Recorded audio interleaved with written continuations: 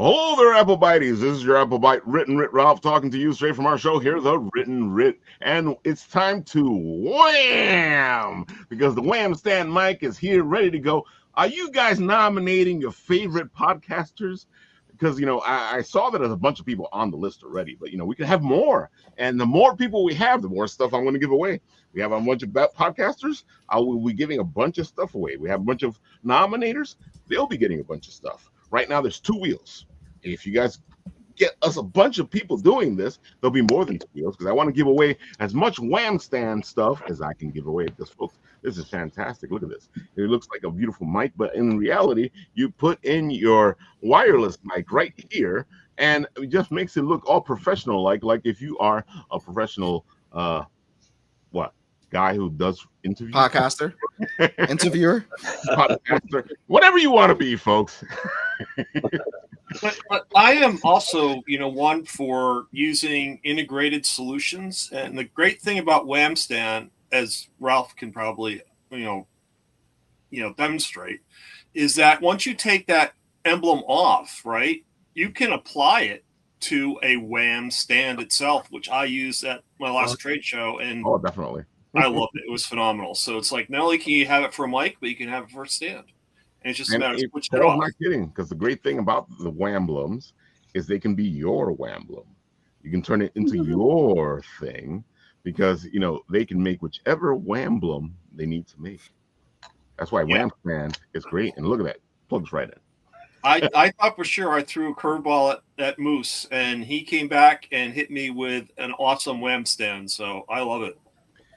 See, man, that's the great thing. He will work with you and make your stuff great because, dude, and that's not even, there's so much to it, folks. And of course, you are welcome to do those nominations here in this thing right there in the comment section there. So if you have a favorite podcast you want to nominate, you can nominate them there. I'm going to be going from all the different places trying to get all the different people and put them on that wheel and then spin and see who wins. Nice.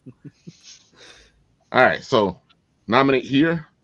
There's a bunch of videos with me talking with the mic. You can nominate on those videos. Make sure it's one of those, either here on the show when we're showing off the Wham Stand, or on Instagram, Facebook, and TikTok, where I've put in the video of me talking all the beautiful stuff about Wham Stand and this contest that we're holding right now. Because, of course, this is Bit and Apple TV's 10th anniversary. And that's right, folks. We've been doing this now for 10 years. Can you believe that? I can't believe it. That's amazing. Congratulations. Wow, congratulations. 10? It's good, man. 10 years, folks. Ooh. Congrats, bro. With snaps. Dude, I got to say, Jorge was on the show last week. And I did one of his early interviews with us, and he had a voice like this.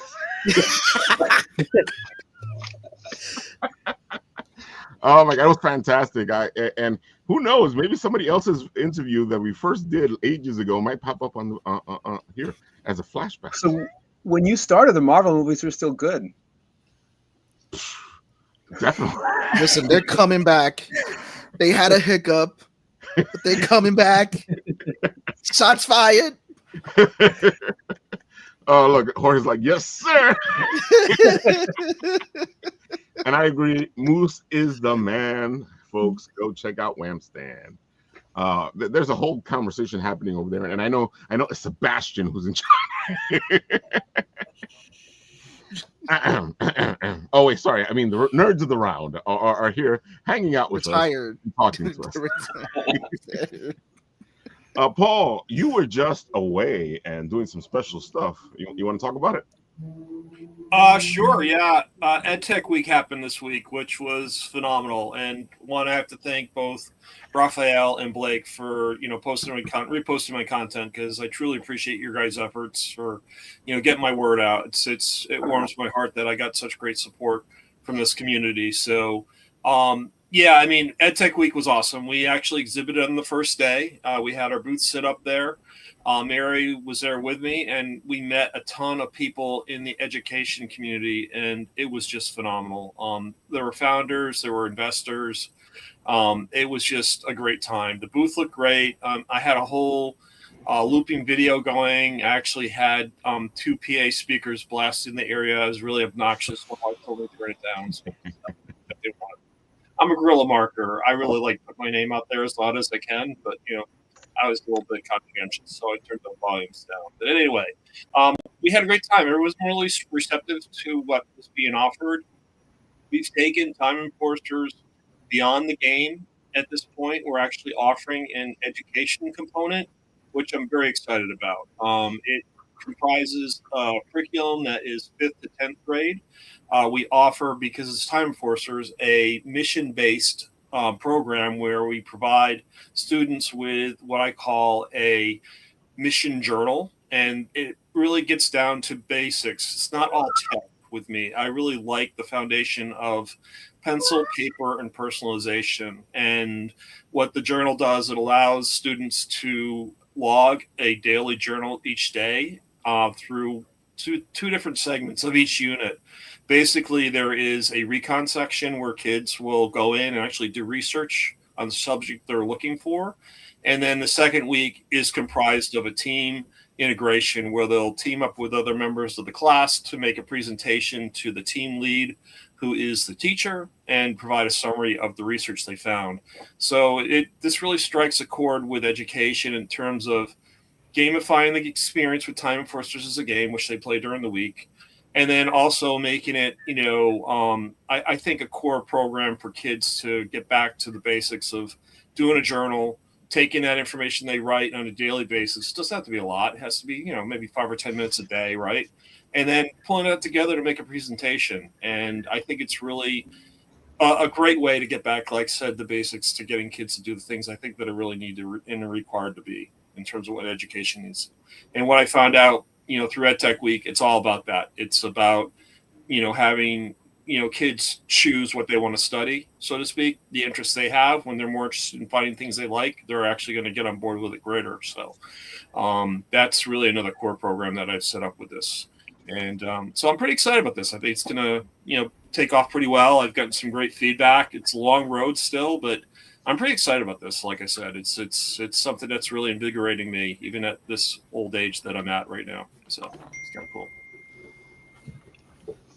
Love it, Paul. I love the fact that you were there. It sounds like you had a great networking moment, which is good.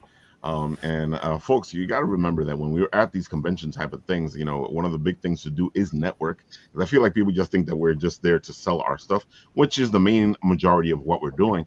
But at the same time, you're trying to get these networking cross promotional type of things that happen at these conventions and can only happen at these conventions. Some of the best collabs that I've done have been from a convention.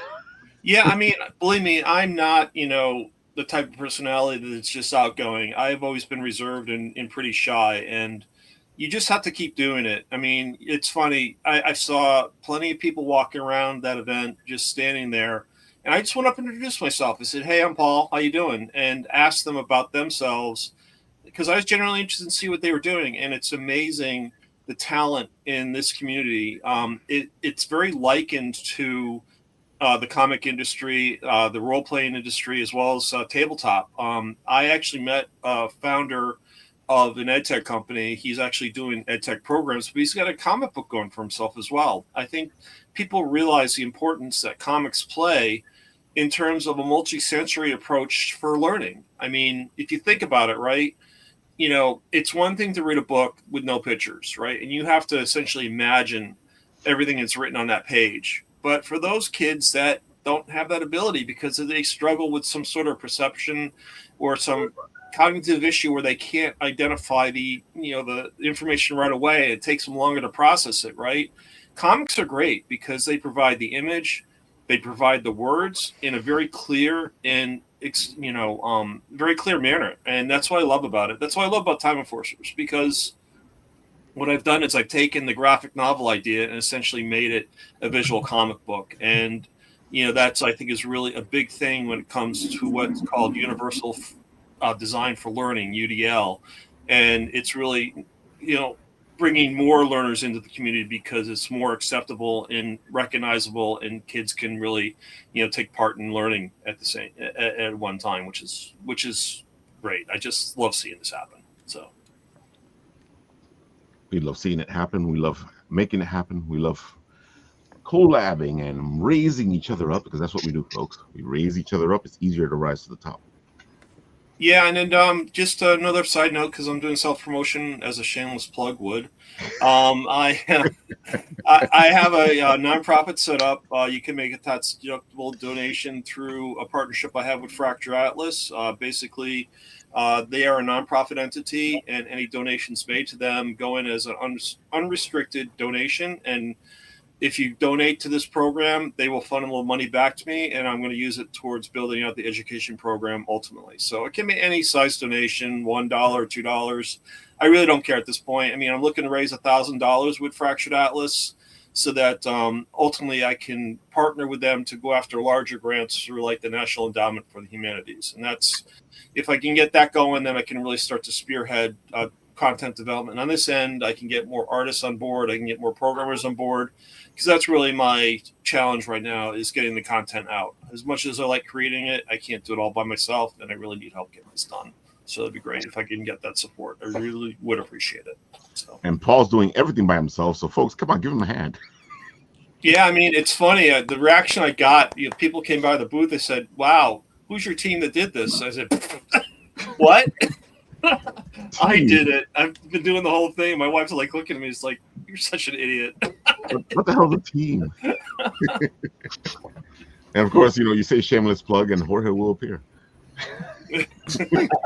That's gonna be.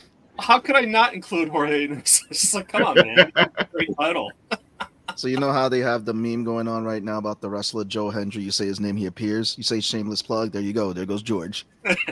Dude, I told George the worst thing he ever did, or the best thing he ever did, was make this the shameless plug, because I just took that and ran with it. Love George, man. George is awesome. Oh my God. And folks, we'll talk a little bit more about George's shameless plug at the end of the show. Right now, Bitsy, why don't you tell the people all the beautiful stuff that you do, because you do a lot of stuff, girl. Yeah, I think I do too much. So right now we are working on raising funds for a Kickstarter for a fully digital manga, Scammy no Kambujin. The reason it's fully digital right now is the print run I did last time did not go so well, so I haven't found a printer I really trust yet. So I figured we'd build up the pages, since I'm paying an artist, and I'm bringing on a writer to help specifically with the action parts, because I'm not so good at the action parts. I was like, I'm going to make a samurai-inspired comic, and then I got to the action bits, and I'm like, oh, I really don't like this. I don't want to hurt anybody. I can't. So I brought on a shonen manga expert that I met here in Tokyo, and Nice. so we're just funding him and the artist. We're just two wonderful people that have been super excited and super helpful. And so as we get more pages, we'll look into doing more physical stuff and actually getting you guys physical floppy comics, and not those really strange things that came out last time. I am so sorry about that. They were humongous. I don't know how I printed gigantic copies, but they were absolutely massive. But you know what it is? They look great. They look like the classic old magazine comics, so I was happy with it. Oh, I'm glad. I think that's pretty cool, actually. A lot of people are into that, the big magazine style comics and stuff. Actually, somebody was just talking about that, I think 2 Mondays ago. Yeah. And that was, I think that's pretty cool, and it's definitely memorable. So don't apologize. Yeah. Be proud of what you put out there. Stand behind it. Be proud of it, and other people will be proud of it too. Thanks. That's definitely something I need to That's my work 2 on. cents. Just being more confident, assertive. girl. Yeah. Your stuff is great. Sorry. Thanks. No, thank you. As far as printing, may I make a suggestion? Sure. You might look into a website called Mixam, Mixam. It's a very good printing and reasonable service. I have looked into Mixam. I've really enjoyed. I recently did one through Print Ninja, and they turned out very well, and they weren't too expensive as well. But you have to do big lots for that one. And the Mixum one was hard because I live in Japan, so they wouldn't ship to me. So I was like, guys, how am I supposed to check it? So I don't know. I'll deal with that later. First, we just need to get the pages. Japan right now. Yeah. Tokyo. She's living the life, man. She's in Japan. It's just life. The grannies go to the grocery store, you walk down the street and you wave to people and they ignore you. It's just normal. Nothing crazy. All the food is deep fried for some reason. I can't figure that one out. Like, you guys trying to fatten me up? Oy.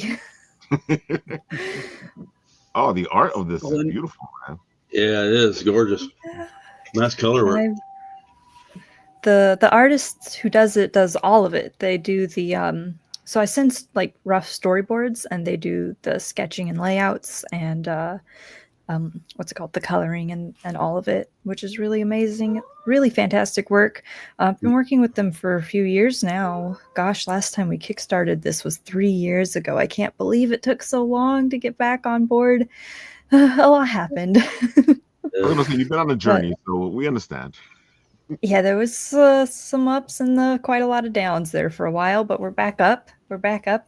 And I am a little nervous because I didn't realize October was like the month that everybody was launching comics. So I'm like, ooh, maybe I should have waited. So I'm wondering, everybody's supporting. The problem is that if you wait a little too long, November and December are not really good for Kickstarters. Right. Yeah. I don't know. I was excited because I met the Shonen Manga Con. I was like, we're just going to do it. But now I'm sitting here like, ooh, what am I going to do? I can't compete with like Star Wars just had one. I think it's just ending. Rocket just came out with a whole thing. There's just so much on there. And I feel like, I'm feeling a little worried. We might have to cancel and re-go in February, but I'll try and keep some hope up. The shonen mangaka I'm working with is very enthusiastic. He's bringing a lot of energy. He's got some events coming up this week. He's going to go to in person. So he's going to network. I've got an event tomorrow. Going to go in person. Going to talk to people. See if there's some fun stuff to do, promote. I don't know. I'm not good at promoting, if you couldn't tell. What are the ads? What is that? I just want to write my stories and stay in my spaceship and do my Twitch stuff. I've started. Did I tell you guys I hit Twitch affiliate this week? Nice. Let's go! Yay! It's been a lot of fun. See, but you're doing it the right way. Right here, you got the first chapter for free, right there on the Kickstarter. So people can go check it out and see. Hey, it's a great book. Good idea. People have really had a great response to this comic. Like since started trying like our first little mini one, because I've been kickstarting it in like chunks of 10 to 15 pages. Yeah. Just fund the artist, grow as we can, and people love it. I mean, it's so pretty, and it's just been a really wonderful response. So I have hope that it could still fund, and we might not have to, when February comes around, we'll just get more pages. That would be awesome. Mm-hmm. Fingers crossed. Put out the vibes. But yeah, read the first chapter. I know you're digital. I know you're digital, but you are, you have a stretch goal that actually makes this physical. Yeah, if we can hit 30 pages, I figure, let's make a floppy, because that should be able to cover. What's it called?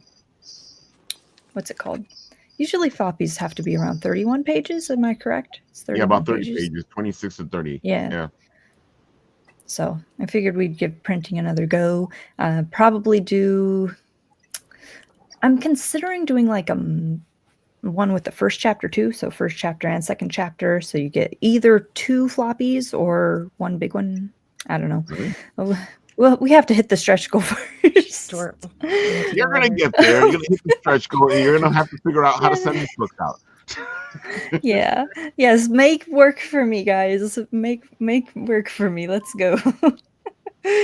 I'll be like, oh no, we succeeded, and I have to do things now. Wow. I'll just start glitching on the floor for a little bit, like, what?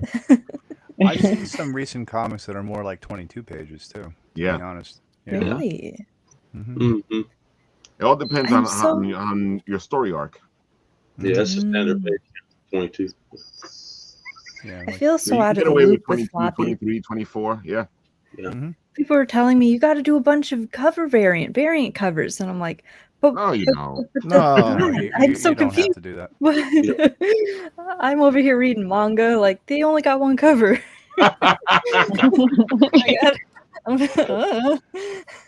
If you're able to do it, it is a nice thing to have variant covers, but obviously you do what works for you, and every project is different. Just my opinion. Thankfully, I can draw myself. So if we hit 100 backers, just like people total, I will draw a variant cover. So that's the best thing, being able to do your own work. Exactly. And that's a good thing to have too, because sometimes when you keep the variant covers as a way of getting people to fund more, but like, yeah, if you unlock this more funding, get this variant cover from this artist. So that's right. good for marketing. Technically, even if we don't hit this, like the physical comic stretch goal, but you find 100 people that donate $1, I'll still have to draw for you. So exactly. Goals if you got them. Goals if you want to make me draw, go for it. Find some friends. I gotta say, everybody's got $1 in their cushion. Place. You're at 520, and you still got 17 minutes to go. That is a really decent place. Yeah, it's not terrible. Yeah, she's trying to get to 3,000. We can help her out, folks. Come on, let's get her to 3,000. You know what? I'll play the videotape so we can hear a little bit more what's going on. Oh no, I'm so embarrassed. You're so cute. Why are you so cute? I don't know. I was 7 when I first saw them. The Kimbujin, a skilled group of acrobats who travel the land of Tsukiyame, performing amazing sword dances. When you hear their drums coming toward the village, all manner of excitement breaks loose. They inspire, they ignite, and they build the love in our community. I'm Aiko Ishiyama, and this is my journey of how I became a Kimbujin and changed the world.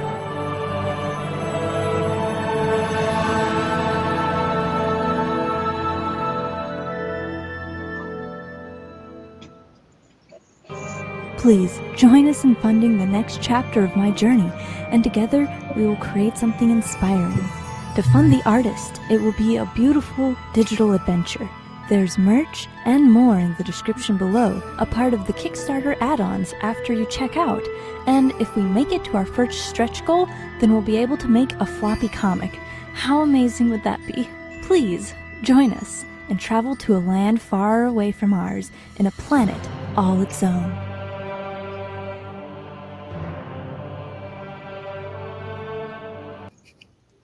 Lovely. I don't know what you're saying. I love it. And you did voice acting. You didn't have to pay anyone for the voice acting. It's funny. I recorded that. It was on 3 years ago on our last Kickstarter. The whole Hachimete mite no wa, and I'm like, that's wrong. Now that I've lived in Japan for a while, I'm like, that is incorrect. Nihongo. Oh well. I didn't know. Exactly. Yes, well. Until you told us, we didn't know nothing. Yeah. Person of many hats. Just this one. Bitsy, you should also tell them the other thing that you do, because you are really good at it.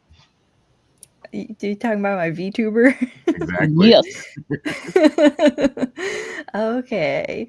Well, 3 years ago, when I needed a break from comics, I started getting into VTubers, and I finally finished making my own this year, and launched a Twitch channel where I play cute, cozy games and draw. And it's been awesome. My commissions have been more full than ever. People love like the chibi VTubers and the full body VTubers. It's been so much fun to draw them and to make them. And then to just start my own channel 3 months ago and already have like a community building around it. It's been a blessing. It's nothing short of a blessing for sure. I gotta tell you, So I folks, don't you know. gotta watch the show. You gotta watch her do the videos. It's fun. And the game that she's playing is just really beautiful. Yeah. We're playing a nice, cozy, glittery game. Very, very girly. I don't know about girly, man. The whole thing has so much drama. Dude, there's so much drama. It's I'm playing the opposite side of that game. I'm playing the other game that they made. They made another game? Love in Deep Space. Infold is the same company who made that. I'm playing that game. I haven't seen much on that yet. Just a few things here and there. Is it good? I mean, if you like really attractive guys and really deep lore, because my God, the lore for this is insane. I hope it's better insane. put together than the Nikki lore. It is. That her and Nat actually will play role playing. I mean, well, cosplaying. Role playing. Hey, I'm a D&D guy. Great character. That's amazing. I'll have to check that out next. Don't get addicted. That's all I have to say. Uh-oh. Horace says campaign looks great, Bitsy. I have to head out, everyone. Much love and success to all of you. Good night. Thanks. Good Good night. night. So if you guys are looking to somebody who can make you your VTuber, Bitsy right here, you should commission her today. For sure.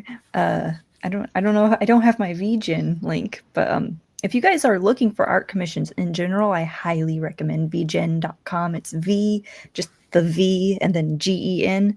And they actually kind of vet their artists. So it's no AI, all human artists. You can check their reviews. And if you have any trouble with them, VGen's got your back for the artist and the buyer. So if your artist disappears, you can get your refunds. If your wait, what did I say? Artist disappears? Or yeah. And then if the buyer disappears, you can also, like, I don't know, ask for your money. I guess. Like if you made it completely and then your buyer disappears. Yes. They've got your back. It's a great community that started about a year or two ago. I was one of the early adopters. It's just a wonderful platform. So you don't have to even commission me, but you should commission me because I like making VTubers. And they're really cute and they're really fun. Yeah. I can self-promote. Yeah. Another shameless plug. There's so much game. He's There's so going much to game. appear again. All right, Charles, jump in there. Do your thing. Let the people know what you're doing because you are kicking off tomorrow, right? Yeah, I'm kicking off tomorrow, so on Kickstarter. So we're getting up here really close to November, you know. So I've had 4 successful campaigns so far with Cold Cutter. So I've been here in Covington, Georgia, the home of the Vampire Diaries, where they filmed 7 seasons. So I've been sitting here drawing this thing, writing this story, and we've released the first 4 books, and it's been pretty successful, moderately successful. I mean, nothing big. And the host here does all my voiceovers for our trailers, and he just does a marvelous job. I mean, he really does. It just sounds really good. So he's done all 5 of those voiceovers for my trailers on Cold Cutter. So we do a series called Cold Cutter, a crime noir thriller. It's a revenge tale, and it's in modern day New York. So it's not like it's in the 50s or the 40s, you know, with Tommy guns and all this kind of thing. We do have our guns though. So, and I really like to make them accurate. So I've always loved that kind of thing. I've always liked Frank Miller's Sin City, but this book is not anything like Sin City. You know, it's its own thing. It's its own story. And we hope to keep it. This is actually going to wrap up this story arc. So everything that's happened up to this point, all the mysteries, all the clues, all the kingpin, the people in the background, they're all going to be revealed. So, and I hope it's going to be in an epic way that will be very entertaining. So I've been working hard on this last issue. So I'm hoping that all the people that come out and supported before will definitely want to come back and check it out and see how it all ends. So I was going to ask you because when we were in the green room talking, and I saw this image on the Kickstarter, I was like, "Whoa, where did this come from?" Yeah. So the image on the Kickstarter, are you talking about? Are you that talking one right about there? The beautiful detective noir looking red. Yes, that's a wraparound cover. It's going to be a variant cover E. So I've got some variant covers. I got like 5 variants, and I've got probably a 6th one that I'm going to unveil in the middle of the campaign. That's it's going to knock the socks off, I think. But this one's in the middle of the campaign. You're going to be like, well, folks, I'm going to give you another reason to support this. Yeah, right. I'm gonna try to spice it up in the middle when it normally kind of dies down. Kickstarter normally dies down a little bit in the middle of the campaign, so you'll have a situation where it's kind of dead. So I thought maybe I can spice it up a little bit. Maybe it'll help, And it's a beautiful cover. And but this one here is by Alex Ogle, and he's like a crime noir artist. He's got an art book. Yeah, he's got an art book or 2 out that it's got all his stuff in it. I made him in classic detective books or spy books. Yeah. So I was walking around at a convention, just doing this networking thing like you're talking about. And I was just walking around talking to people. And I walked up to him. He's got this book laying there, art book. I start flipping through it, and I buy the book, and I talked to him about his work, loved his work and everything. So a couple of years later, during the last campaign, I reached out to him. He did a cover for me on the last campaign too, and it really did pretty well. And I had this thing about a wraparound. I think in issue 3 I had a sideways cover. I've always wanted to do a sideways cover. I love that sideways cover. So this time I wanted to do a wraparound, so yeah, this is what he come back with. I kind of did a rough of what I kind of wanted as far as composition wise. And he did the whole thing. So yeah, he does great. And of course, Joe Rubenstein, he inks a cover for me every time. And I really, in the beginning, if the Kickstarters had done well enough, I wanted to let him ink the whole book. But you're stuck with me. Dude, you are pretty good. So I can't say that we're stuck with you. Well, I'll try. I do my best, to make it the best I can do. So I'm the writer, artist, the penciler, the inker. I do most of the covers, and of course we print a floppy book, a traditional comic book. I do everything traditional art. Everything's done on paper.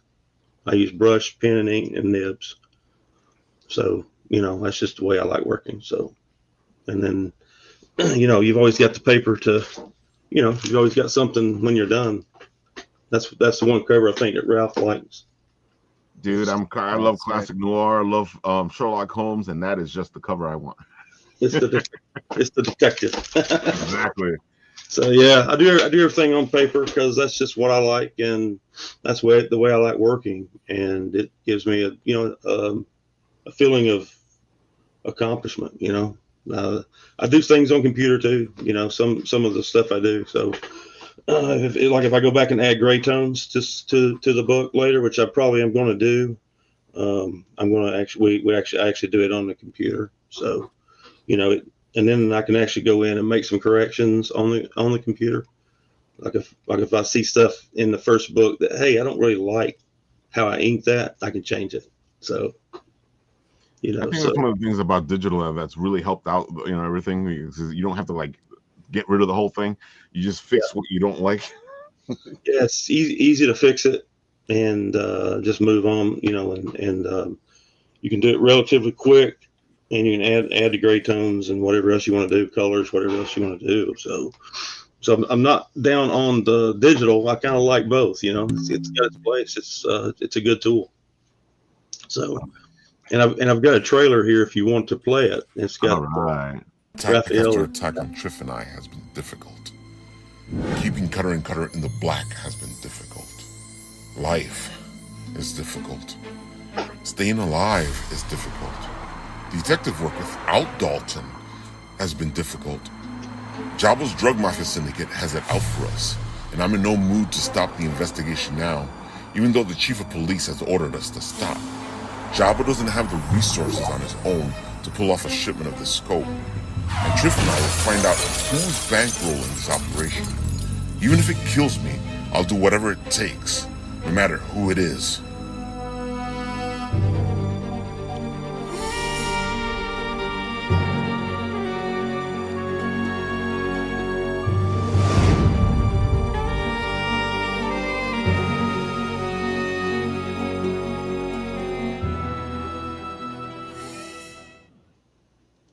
That's right. You guys are kicking it off live tomorrow with Phil at 8 p.m. on the show. So you guys can go all check this out while they kick it off live and start pledging right away. Thank I you so can't much. wait, Charles. This is going to be awesome. This looks great. Nice job. Thank you so much. I appreciate that. Congratulations. Thank you. We'll launch tomorrow night. We'll see what happens.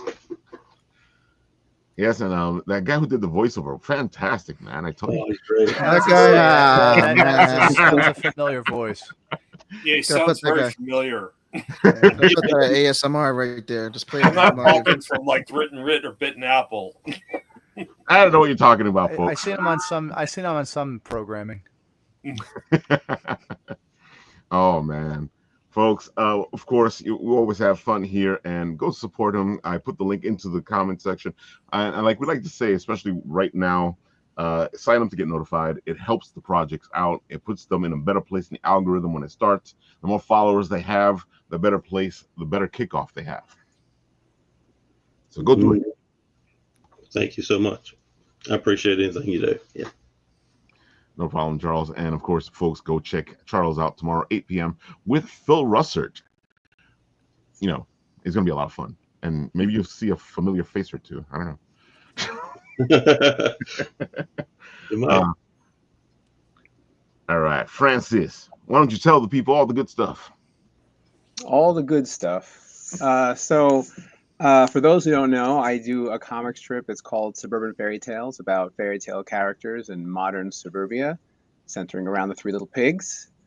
And this Sunday, I'm going to be doing my first Sunday strip on Comics Kingdom. So, nice. Yeah, I'm pretty excited about that. You know, I talked to the people at King Features and asked them, hey, what do you think about me doing a Sunday? And they're like, yeah, it's a good idea. So here we are doing Sundays. Isn't it a little different because you have more room to play with? Usually, you know, you have the 3 panels and you're done. So this is like a bigger package, right?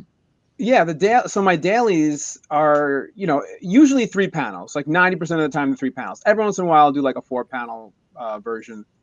But yeah, the Sundays, you know, I'm working on one right now that is 8 panels. Ooh. So it's a lot more than. It's a double row, probably. Yeah, it's double row. Most of the ones I've been doing are like 4 panel, 6 panel. The first one I'm doing this Sunday will be like a Halloween theme. So you can experiment, you know, like with a comic book page, you can have like 3 panels on top of each other, then one big panel, and a lot of creativity. That's the fun part of it, you know. I've always loved the funnies, you know, the Sunday papers, the comic strips. Dude, it's just like having reliving my childhood. Yes, yeah. And the thing with the Sundays, they're going to be exclusive on Comics Kingdom. So I post my dailies on my social. So, you know, Instagram, Instagram's my big one. That's the main one where I post everything. But you're not going to see the Sundays on there. I'm still going to post the 3 that I normally do every week, but the Sundays are exclusive to Comic Kingdom. So I'm hoping more people will go to Comic Kingdom and subscribe. It's totally worth it. It's only $3 a month. That's less than a bad cup of coffee, and probably about the same taste. Maybe a little better. I like it. I like my Comics Kingdom. Yeah, and you know what? That $3, you $3 a month. That you don't get access just to my comics. You get my comics a month early, and you get the Sundays. But there's so many other comics that you get access to with that same $3. The Beetle Bailey is on here. Dennis the Menace is on here. The Phantom is on here. Prince Valiant. All of these classics are on here. New stuff, old stuff. Hopefully you go for my stuff. First and foremost. But you got to check out the other stuff too. There's a lot of stuff. You get a lot for your money, man. So on top of the fact that you're getting exclusives from you also get all that other stuff that Francis was saying. There's a lot of stuff there, folks. Yeah, and that's $3 a month for everything. So that's pretty good. Just if you do subscribe, just say the reason you subscribe is because of Suburban Fairy Tales. That helps me out. There you go. Support, man. Support. Yes. Oh man. So you got a little Halloween one. That makes sense. Because Halloween's right there around the corner. And it's a good way to premiere the whole thing with the feel of the season. Yeah. It's like a pumpkin carving joke. So I guess you could say it's kind of Halloween themed. And this is the first. So I've actually done 12 or 13. Actually, I'm working on 13 Sundays now. That's how far ahead you have to work. Ooh, yeah, that sounds about right. Yeah, so you gotta be like 2.5 months ahead. I'm already working on ones for 2026, so I think I'm like 2 weeks into January right now. But you gotta keep on those deadlines, keep those schedules. Yeah. See, folks, this comic life is not easy. No, it's not. It was one thing when it was just like, I'm just posting myself. I choose my own schedule, but I'm contractually obligated to give them 3 strips a week. That says a lot right there. Yeah. Oh man. 3 strips a week. That's pretty good. Yeah. Yeah. It's I've been pretty good. I've been ahead. I don't want to fall. New York Comic Con kind of set me back a little bit, but I'm so far ahead that I'm trying to catch up because I just like having that cushion of being, 2.5 to 3 months ahead. That I don't have to worry when I do take off a week for a convention. Do you work like a couple months ahead? Yeah. So the stuff I'm working on now is about 2.5 to 3 months ahead. So Okay. That's how far ahead I am right now. That's so great. The stuff you're seeing on Comics Kingdom is from like 2.5 months ago that I finished 2.5 months ago. Okay. Yeah.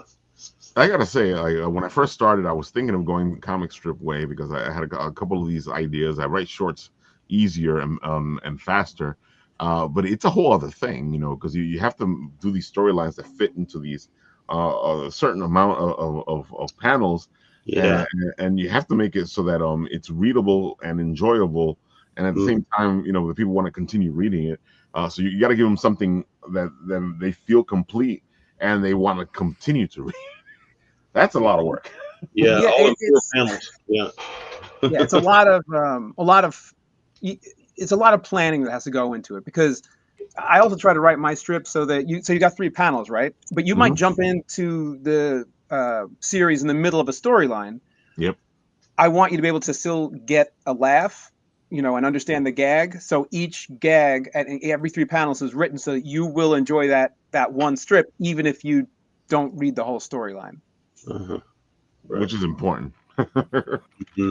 Very important. Oh man. So if people want to do their own comics strip type of stuff, would you tell them to do it? I don't want to tell anybody to do anything. But I'm gonna say, like all of us here, we're all creators, right? Yeah. Do what you're passionate about. If you're passionate and you love, like I do this the comics because I have to do it. Like I wake up, I'm like, I have to do this. You know, like I have to breathe, I have to eat, I have to draw comics. So if that's how you feel, then yeah, go ahead and do a comic strip. But you might be more passionate about like doing, 32-page comics or manga or, whatever it is. I say follow your passion and just do it, and don't worry. Like, yeah, money is great, but it's also art, so do your art, and, I think success will follow. I completely agree, and I'm happy you said that, because I tell people that all the time, especially when it comes to writing. I'm like, what? My first question always is, why are you writing? Because if you're writing to make money, then it's a whole other job, and if you're writing because you need to get it out of your head, then it's a whole other thing.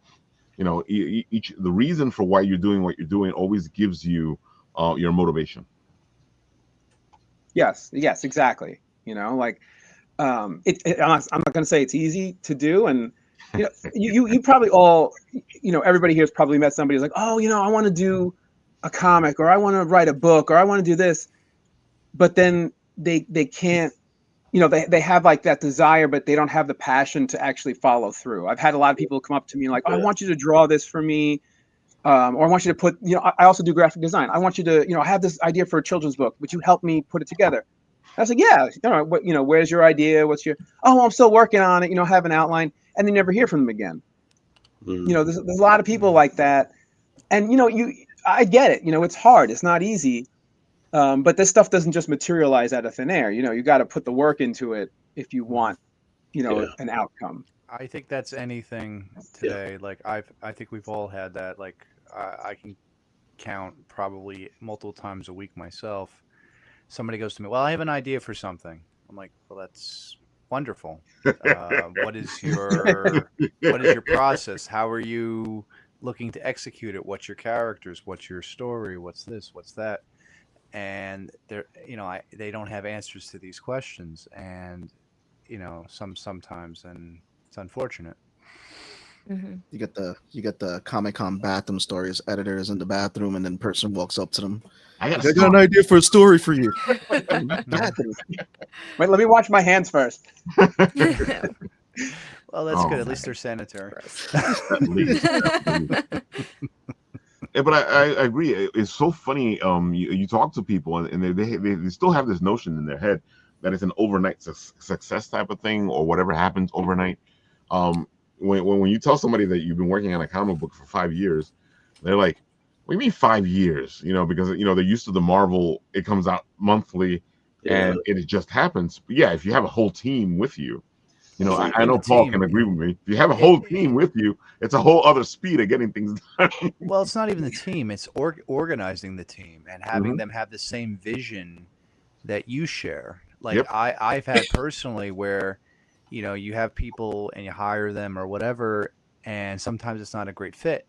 And you have to be able to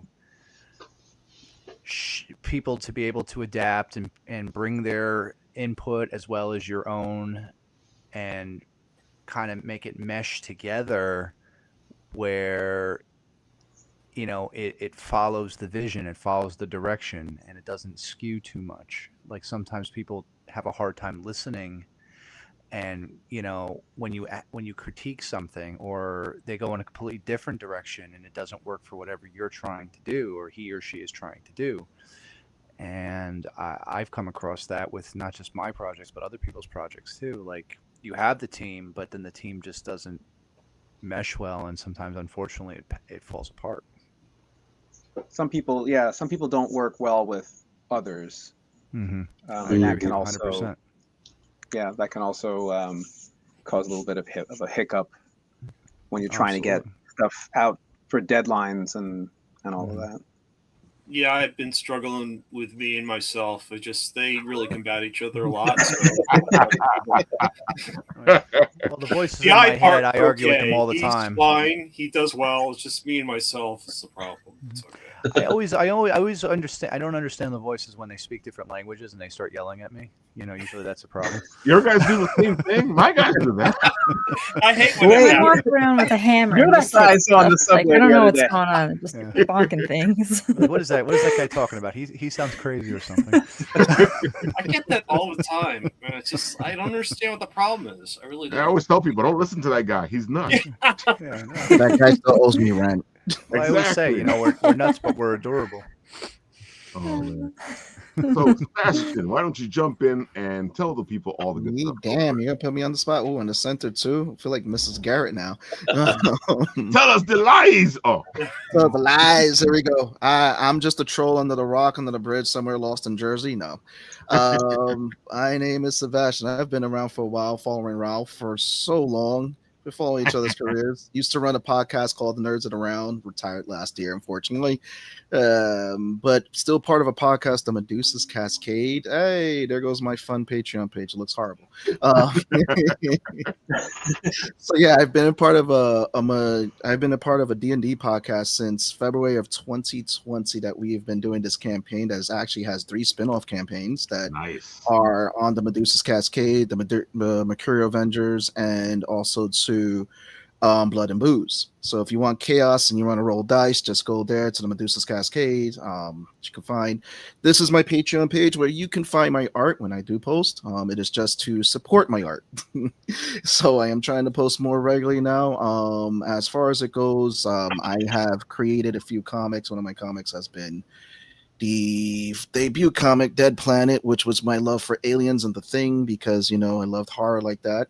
Got into doing my new comic Concrete Combat, which actually the first issue was in We Suck at Comics.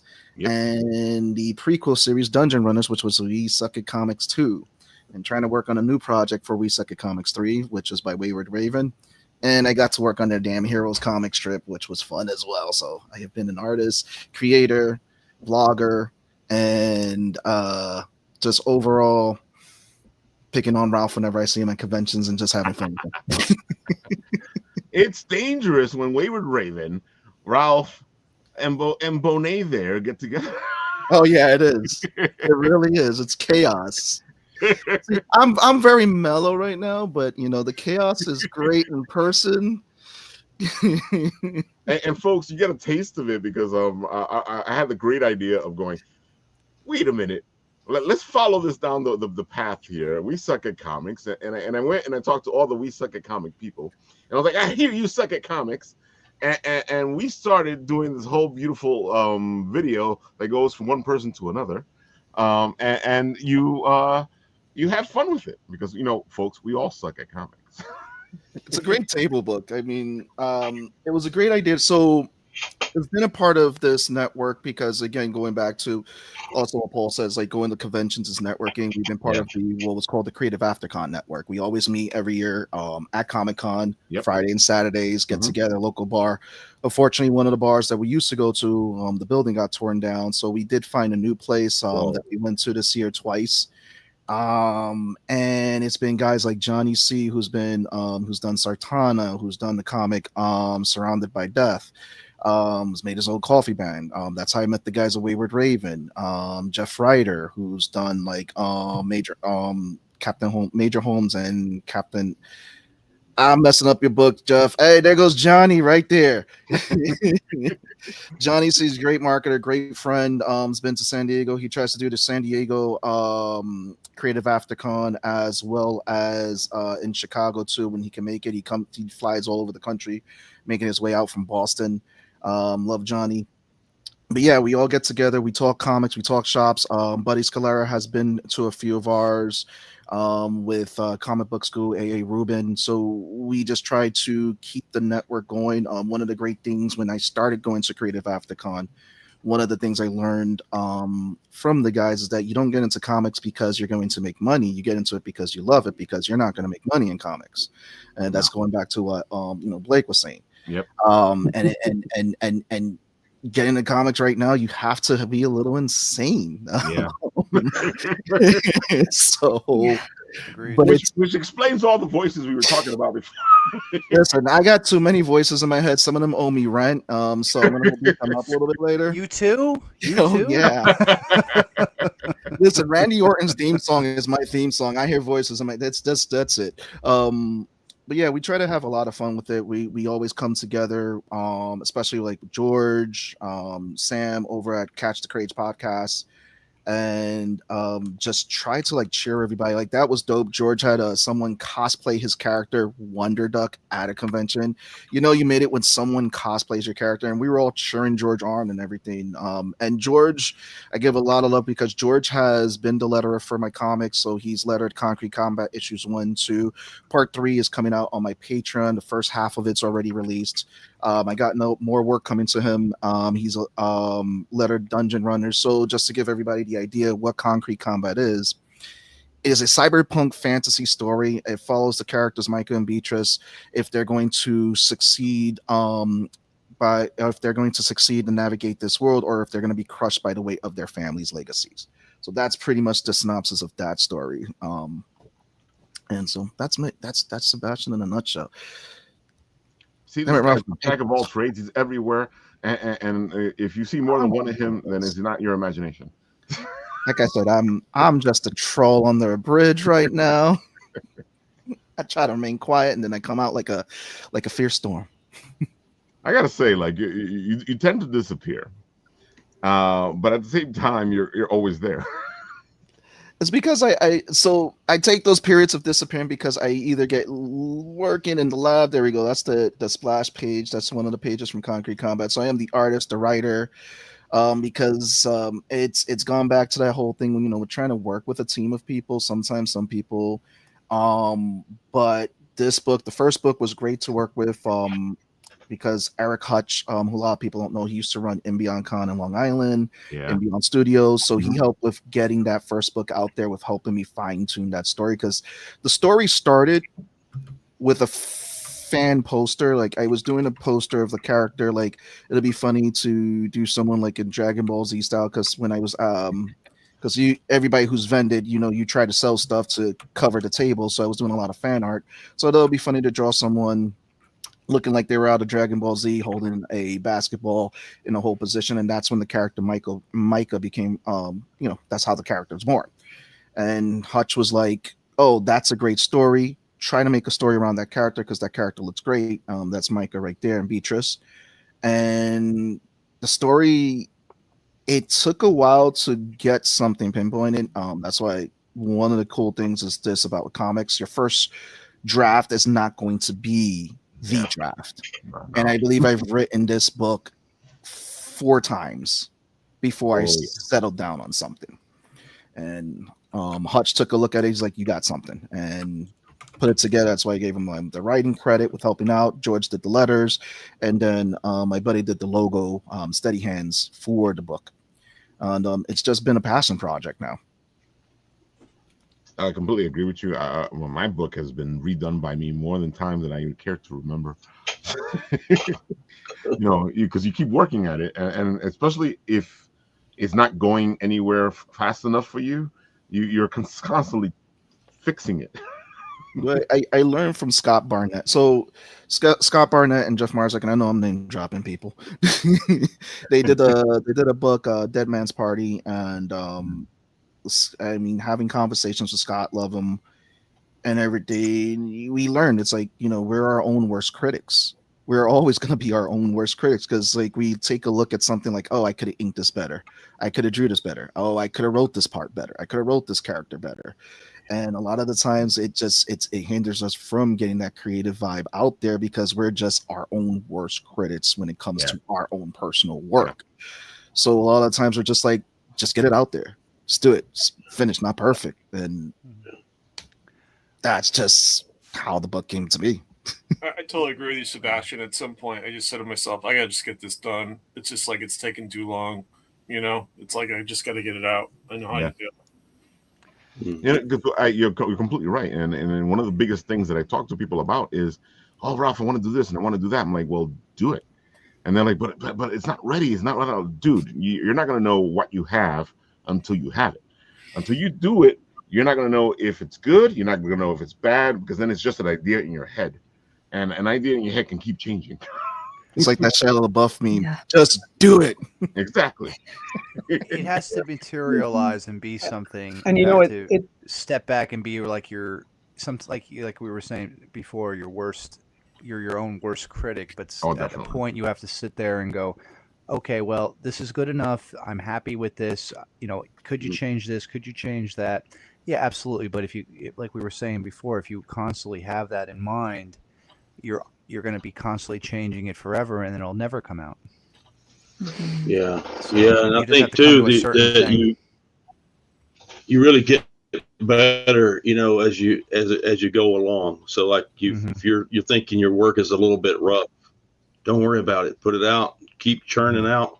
By the time you've done 150 pages or 100 pages, your work is twice as good as it was when you first started.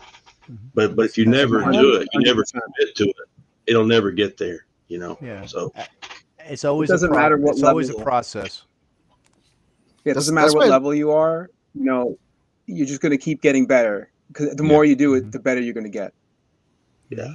That's why I love working with the guys at Wayward Raven, because we're always picking on each other, but it's out of love. And when I got to work on their strip, I got to make they wrote me into their comic strip. Yeah. So I had to draw myself as this extra character. I was like, I look horrible, but you know what? It's so part of the glory right here. Do it. Well, when you find that team and you find those like-minded people and you have a shared vision, you know, you can produce great things. Plus, it helps that Mark brews his own beer, so. And you guys have to have that beer, or whichever beer he's making at the time, because it's always a different beer. Yeah. Oh yeah. He makes his own beers, folks. Oh man. So Blake, you are going to be busy this weekend, aren't you? I've been busy. Yeah, I got a busy month too. I don't know. I'm having technical difficulties for some reason. My camera just. We can hear you, so that's all that really matters. Yeah, exactly. That's the most important thing. You see you, Blake. I'm pulling a John Cena. Can't you see? You can't see. Yes. But yeah, no. It's first and foremost, it's a pleasure being among fellow creators as always, and thank you, Ralph. Always, bro. You know, and this weekend, Blake and I will be at Urban Action Showcase. Yes. Having a lot of fun. This is a great convention, folks. You love action, you love kung fu, you love martial arts, you love all that beautiful stuff.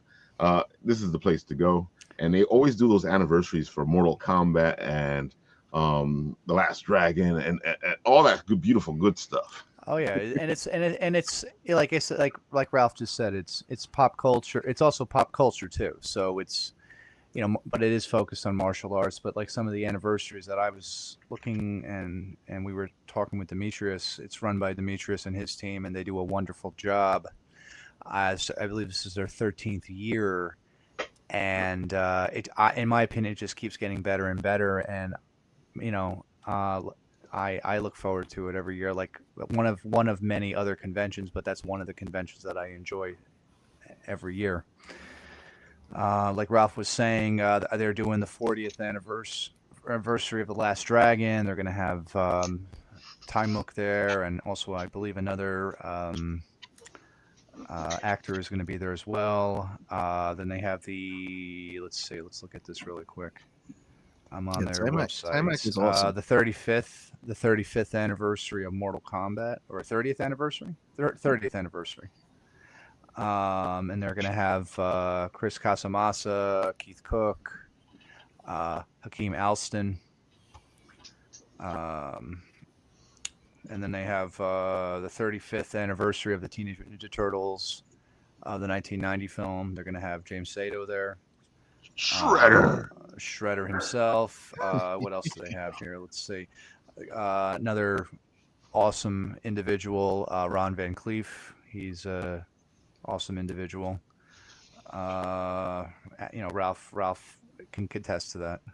You know, oh, dude, all these guys are fantastic. All these guys are fantastic. Dude, I grew up with all this stuff. That's why I love Urban Action so much, because, you know me, I was that little kid who would watch the Saturday matinee or whatever it was called, and we would all go outside and kung fu each other to death. Oh yeah, absolutely, and not just with the Mortal Kombat. Like I'm on the website now. Shameless plug. Yeah. The Plug in the shameless Urban plug Action Showcase. continues. Plug in the Urban Action Showcase. Let's see, what do we have here? We have not just the 1995 film, but they also have some of the actors who were in the games. I'm looking on there right now. Oh, wow. 3 of the actors that were Yeah, they in got the actors from the original games 3. themselves. Yeah. Let me see. I think who it's else always they- cool when they get the actors from the games to come Yeah. out. Oh yeah, absolutely. As And- gamers, we love this. Oh yeah, absolutely. Like I love my I love Mortal Kombat trilogy. Like that. That's like I played a lot of. I put many hours into that. You know. Lost a lot of quarters. Yeah, and also the PlayStation version. You know. Oh. That was my first PlayStation 1 game. You know, shameless plug. Okay. It continues. Yeah, but also they have the another anniversary, the 30th anniversary of the WMAC Masters. They're also going to have there as well, and they have a whole group of individuals that are going to be there. So if you watch that show back in the day, you can get to meet them as well. That's not the one Terry Crews was a part of, right?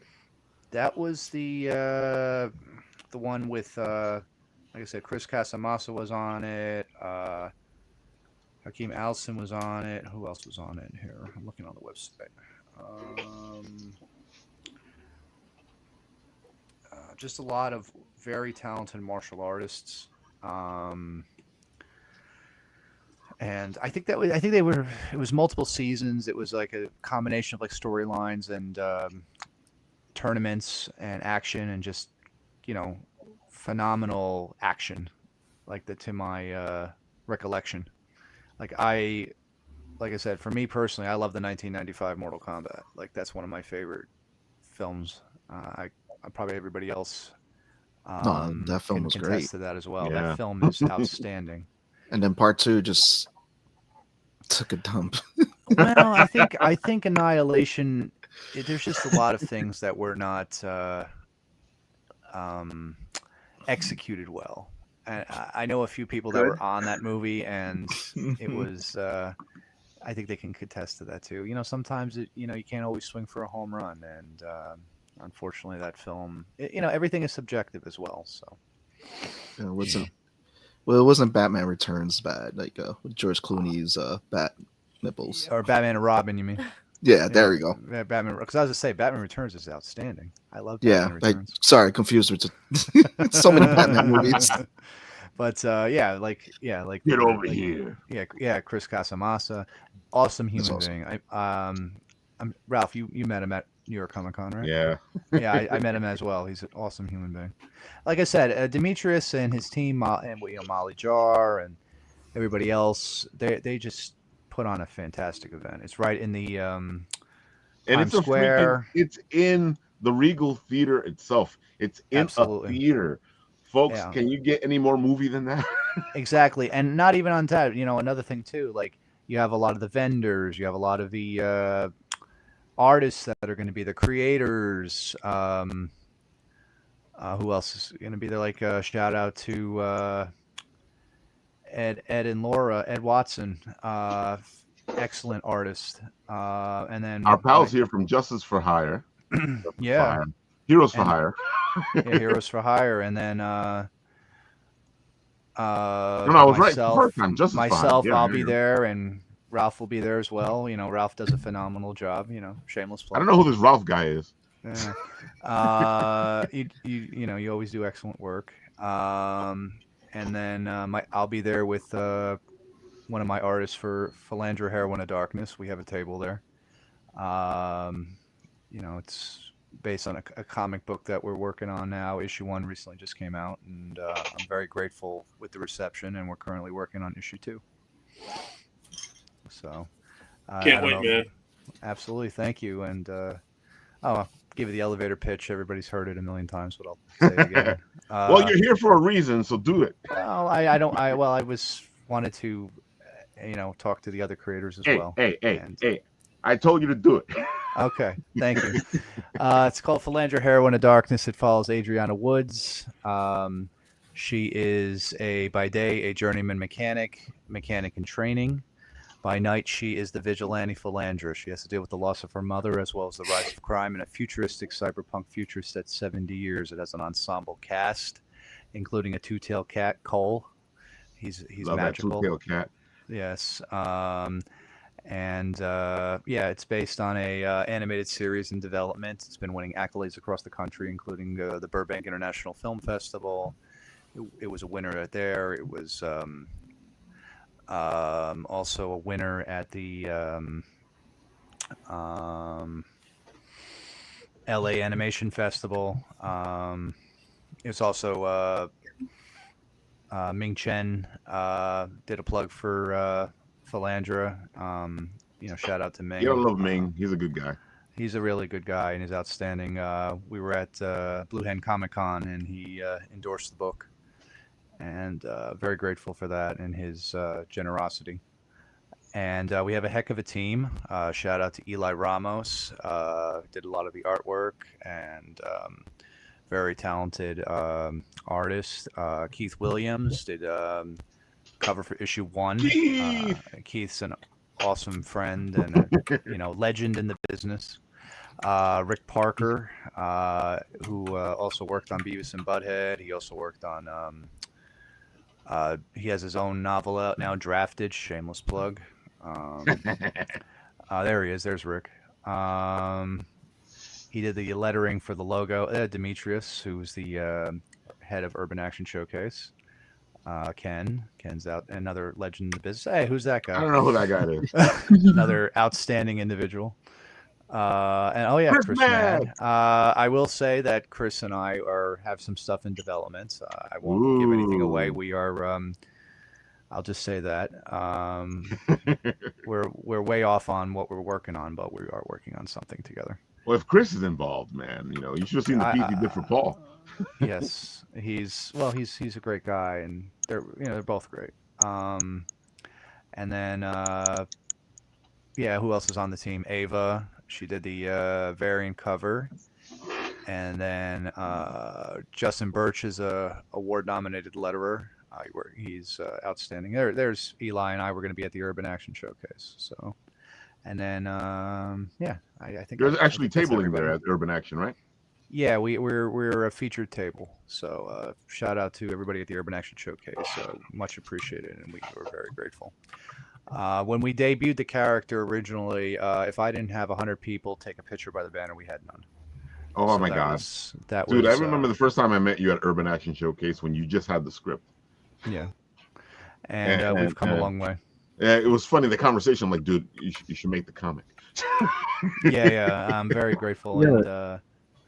And it's in the style of 1990s animation. Like I said, she's trained, if you see her armor, she's trained in a form of Sikh martial arts, which is a combination of kung fu and stick fighting, and it's influenced by Sikh culture. So a lot more involved in it, but I don't want to give too much away. Check out issue 1. Read the book. Yes, exactly. And everybody who's seen it, I'm very grateful. Like I said, very blessed, very grateful. You already got 2 issues out, right? Well, we're working on issue 2, but we have the variant cover and the. I'm trying to force you over there, man. I know. Well, we're working on it. And I don't want to give too much away on issue 2 because we're in production with issue 2.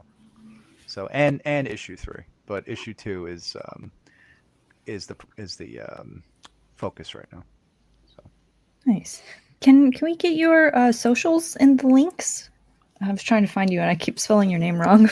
Oh, mine? Okay. It's actually in my on my name there, but I'll say it: BLAKEZAWADZKI.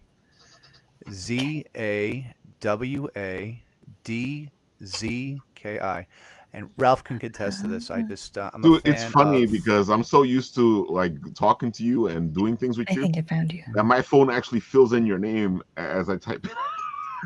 Absolutely. And please follow me. I'll follow you back. I'll make it easier for you guys and you guys out there to go check them out.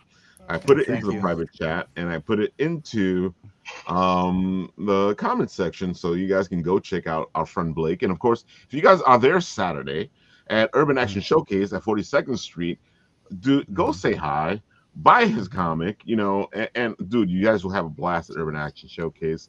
Absolutely. I'm telling you, the guys from Justice for Hire do a great little thing where they put you and make you involved because you become one of the heroes for hire from Justice for Hire, and I love doing that with them every year. Folks, go this weekend to Urban Action Showcase at the Regal Theater on 42nd Street. Oh yeah, You will absolutely. not. It's a phenomenal celebrities. I'm sorry to cut you off, Ralph. We're talking about the same thing. Yeah, between filmmakers and films and creators and writers and comics and martial arts and guests and legends in the industry. Celebrations of like I said, like Ralph was saying, anniversaries, 13th year, and congratulations to Demetrius 10 years, Bitten Apple TV, and congratulations to Ralph and Bitten Apple TV and his team. See, that's why we go to Urban Action Showcase, because we are part of the anniversary. Yes, absolutely. And go if you see Ralph at Urban Action Showcase, go over and say hello. And if you say hello, maybe you'll be in the trailer. Absolutely, and bring him an apple. Ooh, that's a good one. Sweet Bitten, though, right? There you go. And that's where I'm going like next I said, year. we'll be Eli and I will also we'll have big banners and screens with the characters on there. Stop at our table and come over and say hello. We'd love to hear from you. And Blake, also tell check out Eli I the say show. hello. What's that?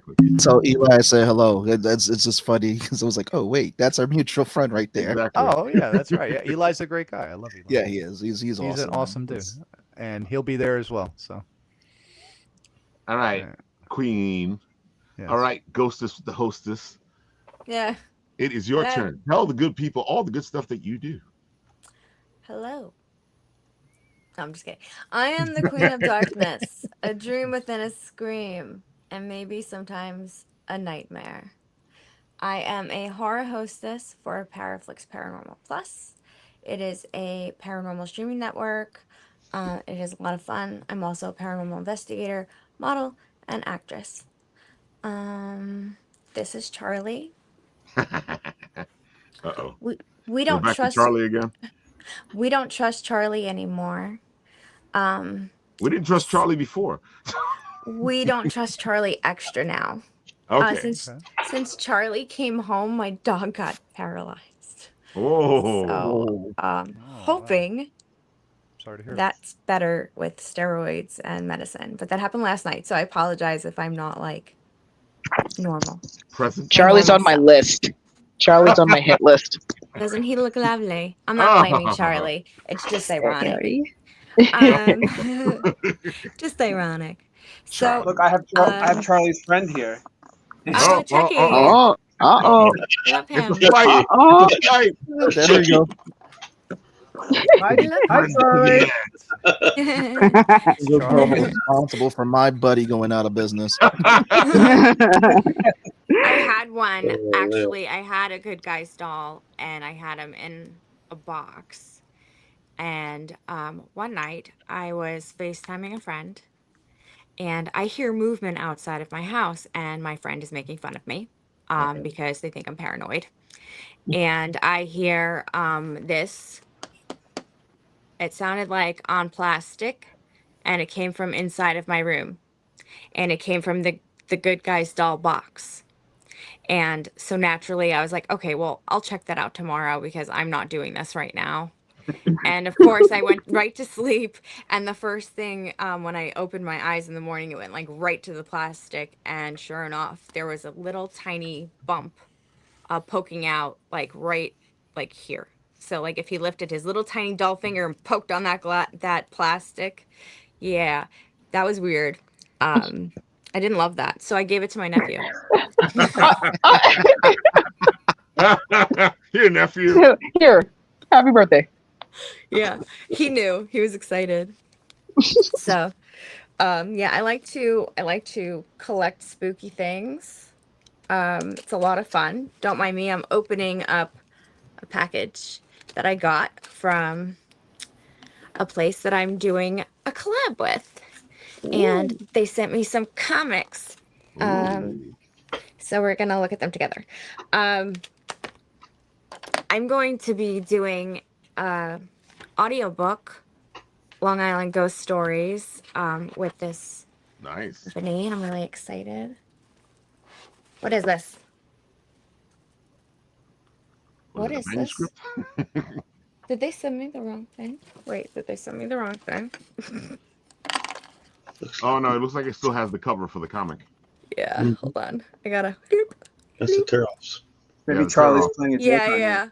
A lot of I people thought don't it know said the comics come microwave with at tear-offs. first, and I was like, "Am I opening up a microwave instruction booklet?" But it did not say microwave, and not even close. It said protective. I can read. Okay. This is exciting. I think these are all the same. So this comic started from a girl named Karen who wrote a zombie poem at age 11. Whoa. And now it's got 100,000 views. And this is what it looks like. Wow. That's it. Good. So I first met them because, well, I met them a while ago, and then I reached out to them and I was like, why did you draw me in your book? I have a picture of like this exact dress. Like I have a dress, my book. I don't even know where my book is, but my book has a dress that's similar to this look, right? And the poem is here. Where it tells like the story of how this all got started. And so it's basically zombies, love zombies. It's called Love, Death, Eat, Repeat. And you can actually read all 3 issues out. They're out now on globalcomics.com for free. So if you want to check that out, if you want to check it out, please, that'd be great. I appreciate it. Global Comics is the thing. Yeah, so this is like pretty cool, and it really creeped me out. And then he told me to reach out to the artist who never met me before, and I sent him my picture, and he was like, "That's really odd," and it was odd. So yeah, I love them. I had to do a little. What did you call it? How come nobody said it when I did it? Nobody's saying it still. Shameless plug. Okay. Where is he? He's gonna show up somewhere. You gotta say it first. I think George is gonna pay us a commission now. That's what I'm saying. George is gonna show Let's up get now. it going. He's either paying a commission or he's getting royalties for this. Say his name and he every time we say Yes. shameless plug, George appears. Oh wait, no. Yeah, that's my Instagram page. That's me. He does a lot of great things, a lot of beautiful things. I was trying to get some EVPs that I sent them to your text. I don't know. That's what I'm saying. I was trying to get them to a place where I can play them. I think I got one over there. Let's check it out. Let me see. I'm afraid because I don't know what it is. Let's see. Where are we? Ooh, where's this thing? I should. I think it's the one you hearted. Oh. All right. I don't remember which one that was. So, do you guys know what an EVP is? Go ahead, explain. Okay, so I do paranormal investigating. So I look for paranormal activity, and an EVP is an electronic voice phenomena. So if you are in a place and you have a recorder going and you hear something when you play it back that wasn't there, that could be considered an EVP, or it could be a natural like thing. But if what my old team and I would do is we would use 2 or more digital recorders. So if you were in a group together and you had more than one and only one got it, then more than likely it wasn't something natural and it could be considered an EVP at that point. So it's a spirit voice or sound. And I don't know which one you're playing, so I'm gonna look and see what I texted you quick.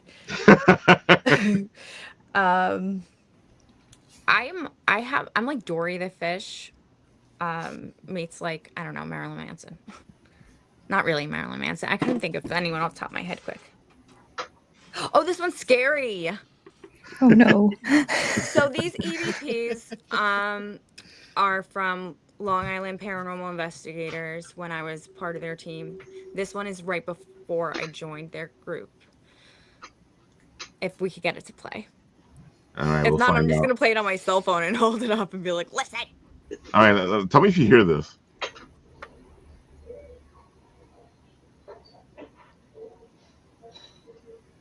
No, I don't really hear anything. You get turned up, Raphael. I gotta figure it out. It didn't do it yet.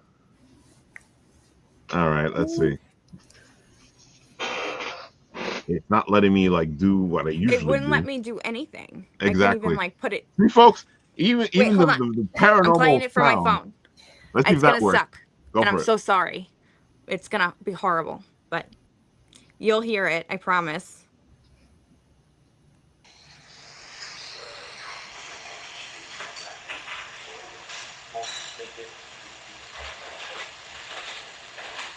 Somebody's walking up the stairs. You heard that, right? I did hear that. I saw someone up the stairs. Oh, that's the wrong one.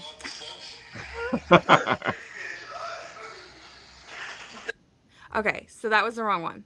So I don't know why it loaded that way, but that was somebody walking up the stairs. That was not as fun as it was supposed to be. Oh, let me find the right one, because it's actually really scary and fun. And I have it right here. I'm telling you, man, all this supernatural stuff doesn't want to play around. They're on vacation this year. Okay. They're cleaning their chains and washing their sheets. Oh. Very cool. The fun part about that is I'm going to play it again. Nobody heard it, right?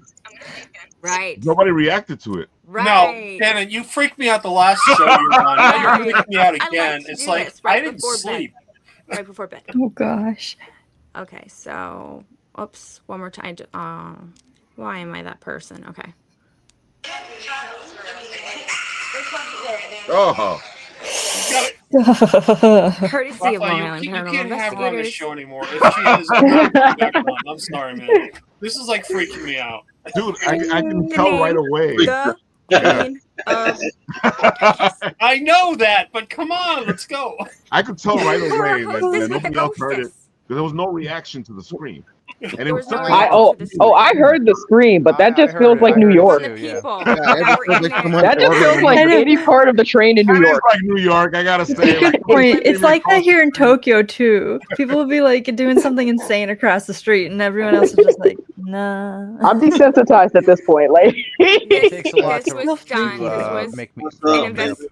everybody's going nuts. This was done at no, it's exciting, at Rolling Hills Asylum, and where they were, where they had their equipment set up, their base quarters was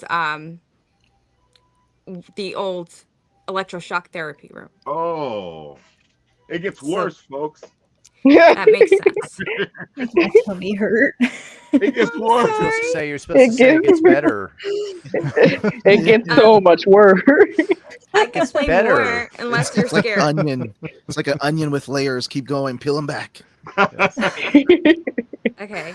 Keep it peeling. Uh-oh, she's gonna pick another one. I was thinking, oh, this one's fun. Okay. Scare somebody away? Okay. Let's see if you can hear it. I like that, like, you know, those little, like, she likes that, like, flicker. So it looks like it's funny. Yeah. Ooh. Oh. Okay. So that was a location I don't think I'm allowed to say because we did have like some confidentiality things. But there was they were in like kind of like a theater room, I guess, but it wasn't a theater. I don't know what to call it, an auditorium type thing. And they were all talking, so that's why there's like a little echo. It was a mansion. And the person that's talking, that's their name. That person was saying, like that old man voice, and they weren't there. The voice, well, they were there, but we couldn't see. And then we had I have some from the Halsey house, but I can't play them because of the they're not polite. Oh, So I'm trying to find the the Mount polite Misery. ghost. Mount Misery ones are pretty cool. But Reminds me of drama club, like back in high school and our supposed haunted auditorium in school. It was pretty freaky. yeah. Do you want to hear another one or Sure. Give us one more. Go for it. one more? Oh gosh, what if it's not a good one? Maybe I should play the naughty one then. You should play two then. Just drop that bomb and then I'll sign off real quick. Just kidding. Let's see. What is a good one? Okay. Where's the I hate her? Ooh. So what I didn't explain is there are things called spirit attachments. And I got that when I went to this place called the Halsey House. And they can attach to objects and things. So it's energy, right? And so we went back there to try to help get rid of it. And I was getting what they call automatic writing. So it's a form of channeling. And you're basically, a lot of you guys probably do that when you're doing your work. It's just a thing, but it comes from a different place, okay? So not saying you're channeling spirits, but you know what it's the whole thing. So We are all channeling spirits. Weren't we talking about this with the voices before? Well, it's also Right, there you energy go. waves and auras and all that other stuff too. Right. So I went there and I recorded all of the writings that I got because they kind of worked into poetry, which is where the poetry comes from. And I recorded that all and played it there. And we had set up audio recorders and cameras and everything. And we timed out how long the thing was. And we went outside and we waited. And when the timer went off, we went inside. So nobody was inside and we were right outside. So we know nobody went in there. And we got EVPs on everything that can record sound. And every one of them was not the same. So even if they were in the same room, they didn't get the same thing. This particular one, if I could find it, happened when we were coming in to clean up. And I heard it on my audio and got very upset because I thought that they were saying bad things about me. And because sometimes you could get what they call a mimic, right? So it can mimic a voice or mimic an image, right? So this kind of sounded like one of the members that was there. And I'll play it.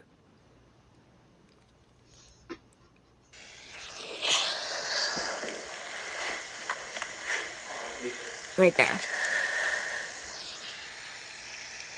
So I'm very emotional. You can hear how I'm breathing because I have so much anxiety being in that house. It was just a really weird experience and honestly doesn't make sense. And if people told me that happened to them, I'd go, oh, okay. You know, like it's just one of those weird things that happens. Well, now I'm a little bit more open to people because I've had some weird crap. But did you hear it or do you want me to play it again? Because it is kind of low. When you played it's far that, away. my internet went down. Yeah. Like that never. We lost Francis for a while. I got disconnected. My router. I went upstairs to reset the router. It's still not working. So I'm actually connected on my phone right now. Like I'm using my phone as a Wi-Fi hotspot. So replay I don't know it what. Or don't play it. Don't play it again. Don't play it again because my internet. My internet never goes down, and as soon as you played that audio, my internet went down. I just had to step away, Shannon. Can you play it again, please? Yeah, sure. Yeah. Sebastian, I know you got to go, so why don't you tell the people where they can find you one more time? Anywhere on the internet. No. I tried. I looked. I couldn't find you. You can find me on Instagram, Sebastian Bonet Art. It looks like Sebastian Bone Tart.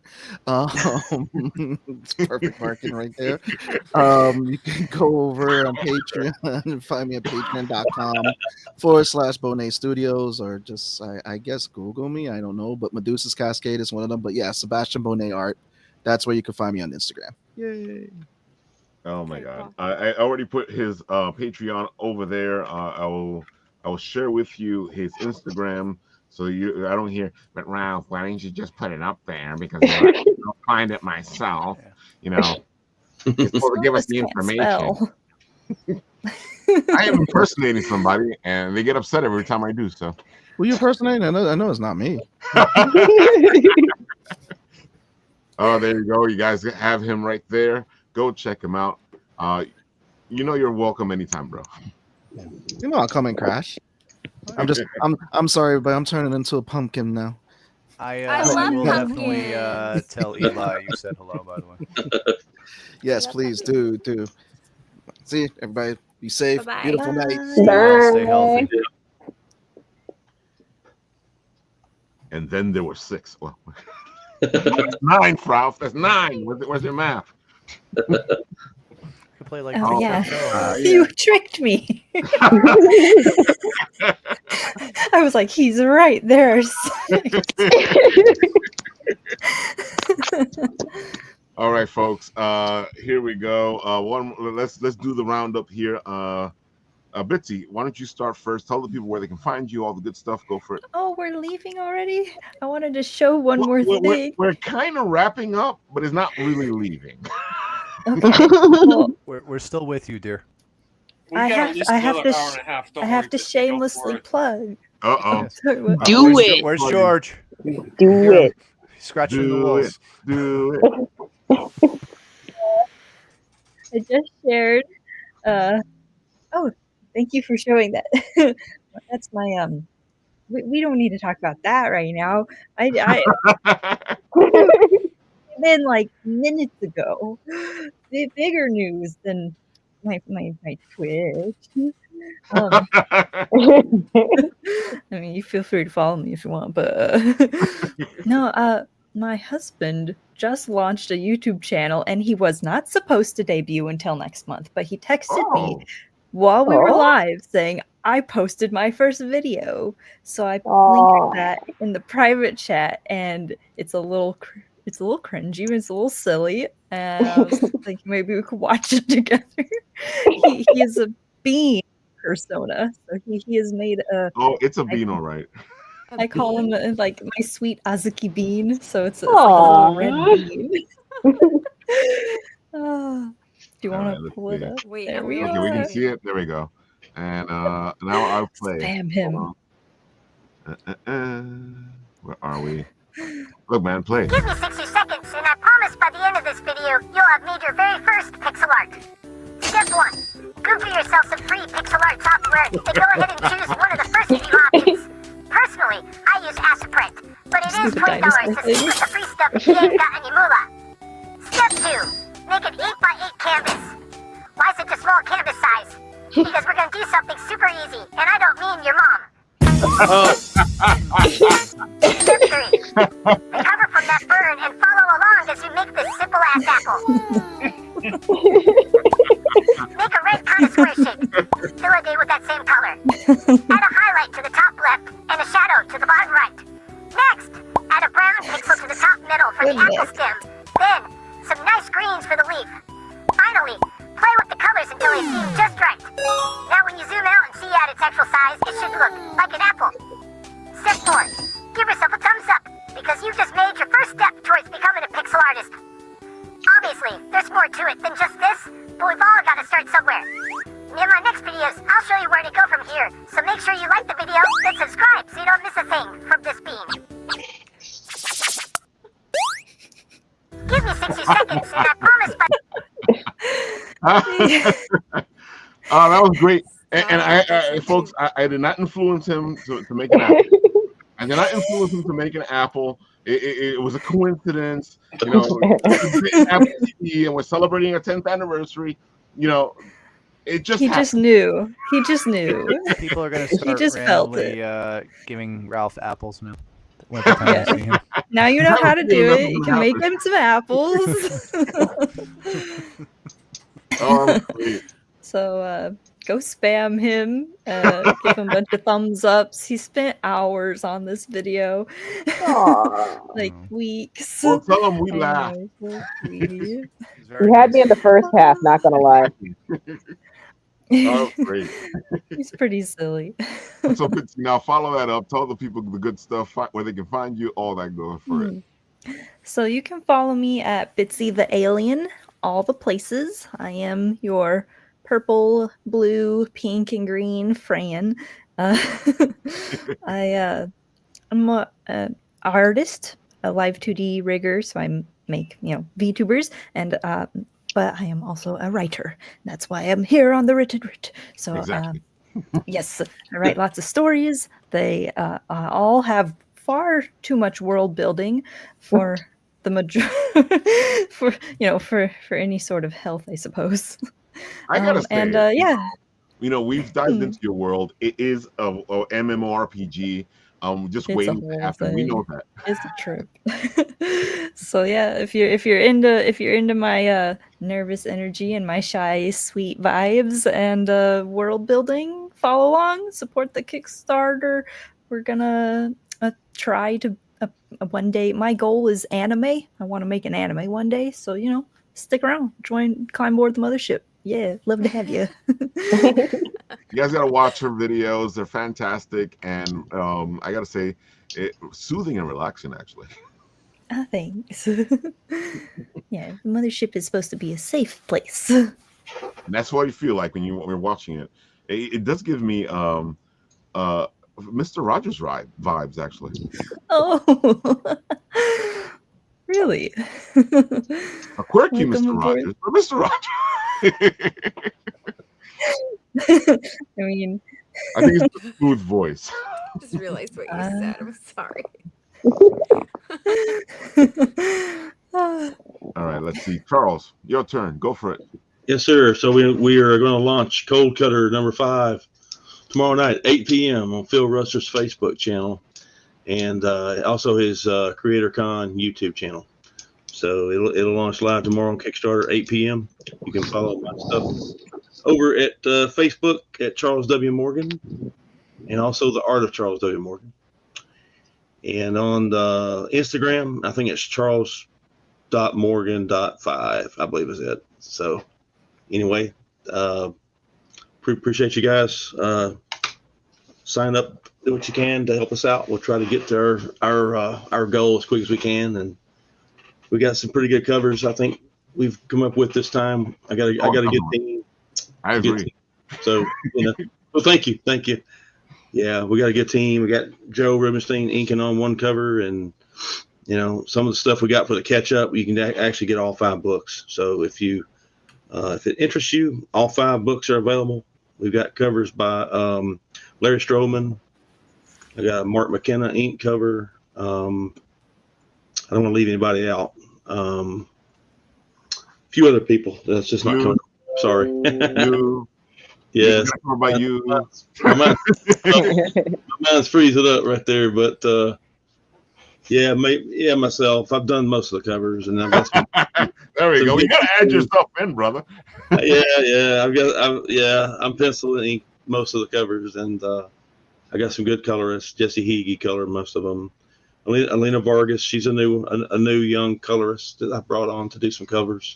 So they got some pretty decent looking covers, and we got one coming on mid campaign too, about 2 weeks into this campaign. It's a really nice piece of art, my friend Cisco Tomaselli.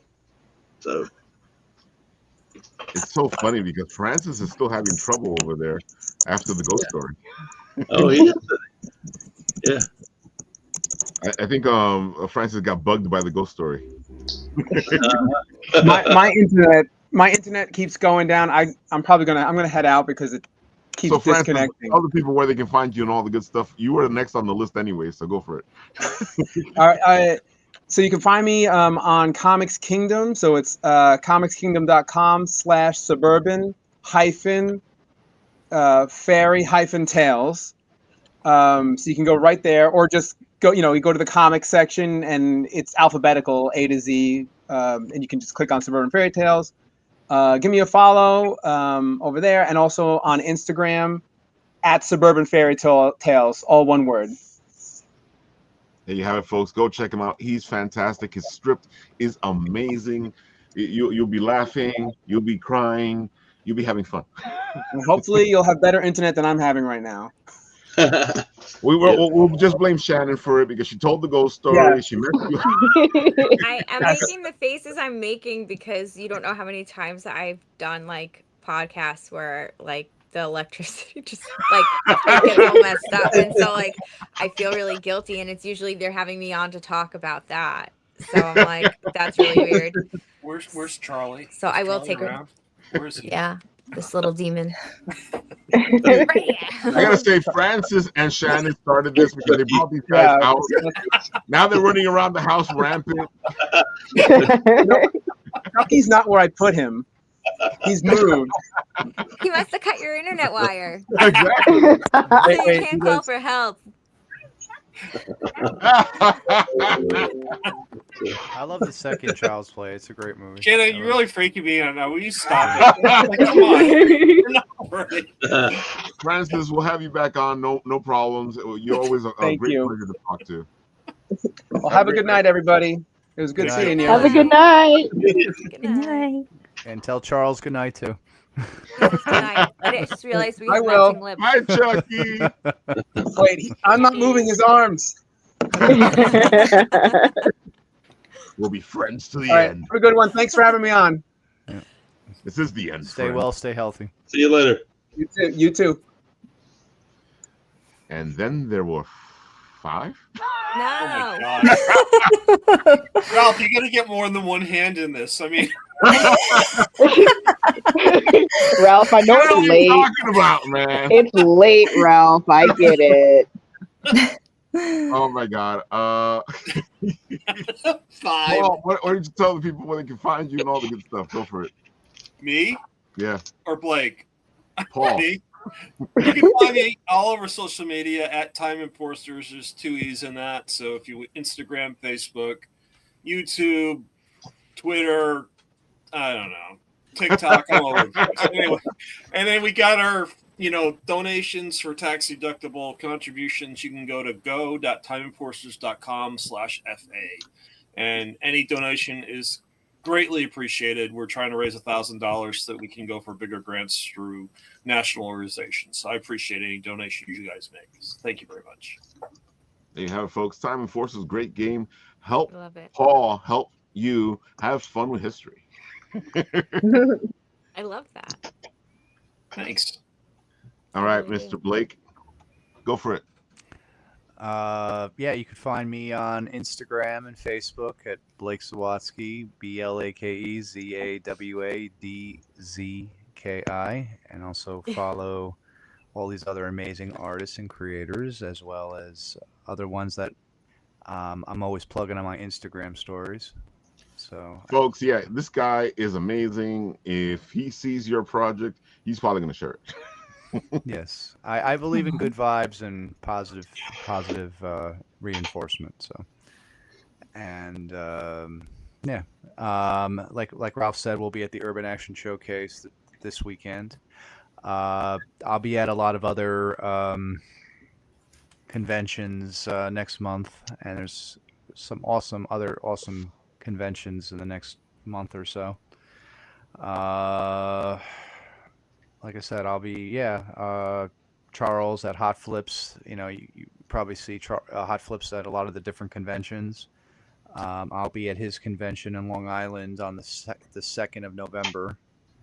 Like I said, Hot Flips, great guys. They're at all the major conventions. Like I said, they're always doing the plastic protector stuff for like your comics and your 8x10s and stuff like that. And they have their own convention.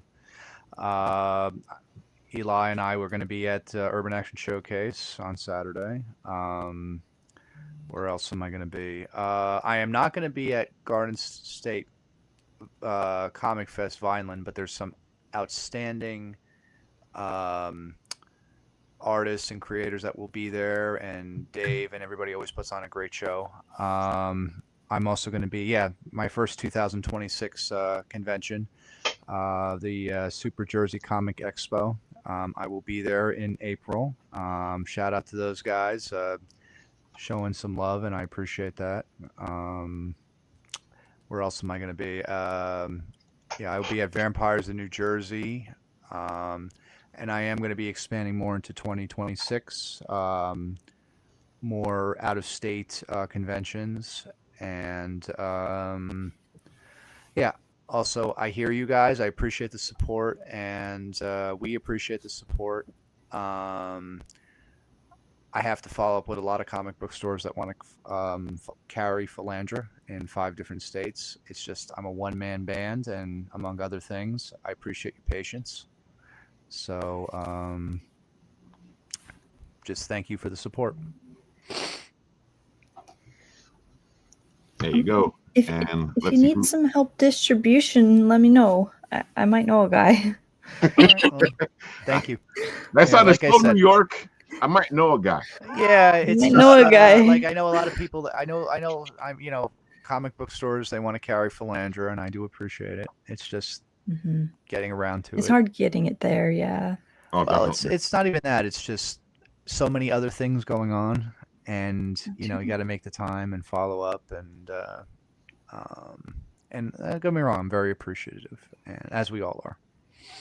And so yeah, I know that was a little winded, but Facebook and Instagram, you can find me. There you go, folks. And now, and thank you, Shannon. Go for it. I don't know who that is. Hmm? Who's Shannon? I am the Queen of Darkness. You could find me on Instagram at adream_within_a_scream. My website's adreamwithinascream.com. I just launched a teeny tiny store on there. It's Shop Darkness and Curiosities, I think. There's a few things on there. I'm adding more stuff was supposed to add it yesterday, but I got held up with things, so I'm going to be doing it probably tomorrow, which is really exciting. And I will be in Salem in 2 weeks, I think. If you're around, come see me. The Salem Paracon. There you go, Paracon. That's all you had to say was Paracon. We know. And you're going to see Leanna there at Paracon, right? I am. I always harass her when I see her. Make It's sure you fun guys for take me a to do picture. that. Yeah, we will. We never get, honestly, she's slammed every time I go. Oh, yeah. She's always always busy. got a Yeah. line. So I'll try and pull her away this time. There you go. Try to pull each other. I love her. All right, folks. Let's see. What are we missing, folks? Can you tell me what we're missing? Also, celebrate the Bit and Apple TV 10-year anniversary. That's a good. Shout them out. Yeah. There's some guy, the Bit and Apple. I say plug. we're missing the shameless plug. Shameless plug. Yes. I'm So, telling folks, you, this is hand really Ralph shameless plug we are Apples talking when you about. see him. Jorge Medina has his book, The Shameless Plug. Fantastic little book. You're going to love this thing as much as we love it, and as much as we love saying the shameless plug. Go check it out. It's just amazing. Dude, this thing is great. It has fantastic art. And how do you not like this guy? Yes. You know how many shameless plugs you guys can do? Come on. Well, we did a bunch of shameless plugs. He's gonna appear out of the walls. Oh, I definitely believe he's going to be out of the wall. As many shameless plugs as we put into this, I am going to take the link and put it into the chat there, so you guys can go check out the shameless plug. I've already followed it. I'm considering raising my tier because he has a tier where he actually donates books to the library, and I think it's the $50 tier, and I think I'm going to raise it because I think I found the money for it. I think. Oh my God. And of course, if you guys know, he has his partner who also has his Kickstarter right now, Forbidden, and this is a fantastic book. You need to check it out. If you guys do both books, you get a special print. So if you support both books, you get a special print done by our friend here from Forbidden. And, Sam, done by him. And it's fantastic. I think it's in the other, I I think it's at the bottom. Let me see. See, folks, this is how you know I was raised in the 80s, because, you know, every time somebody was typing, they would have to say everything they were doing while they were typing. Well, this is the one with the cool cover, right, Raphael? I mean, Well, you gotta show that one oh off. yeah, this is the Forbidden one. Yeah, it has the Yeah, you it's see that amazing. 3D printing cover right there. That is just amazing. If you support both, you'll get this print, That's cool. which is fantastic, which is done by Samuel. You know, so there you have it, folks. And Forbidden is, if you like fantasy, this is the book you want to get. Just fantastic. That cover for the hardcover is just wow. You know, you can see it right there. And speaking of D&D and games, and wait, did I lose it? I think I lost it. I don't know where it went. Interesting. Well, you know, that's what you get for having a wizard and deal with electronics.